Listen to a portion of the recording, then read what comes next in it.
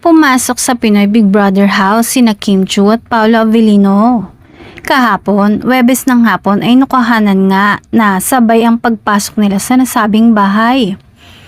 Exciting nga ang mga naganap sa pagpasok nila kung saan nakasama nila sa maiksing panahon ang kapuso at kapamilya housemates. Ito rin ang muling pagbalik ni Kim sa loob ng PBB house kung saan siya nagsimula. Matatanda ang taong 2006 nang maging isa sa mga original teen housemate ng unang season ng Pinoy Big Brother Teen Edition si Kim, kung saan siya ang tinanghal na first teen big winner. Huli naman siyang pumasok sa bahay ni Kuya noong 2014 para sa Pinoy Big Brother All In. Pagbabalik naman nito sa GMA Network ni Paolo na nakilala sa Season 4 ng Starstruck. Tuwang-tuwa naman ang mga fans sa task ni Kuya para sa dalawa. Mapapanood ang pagpasok ng Kim Pao sa Pinoy Big Brother Celebrity Collab Edition ngayong araw.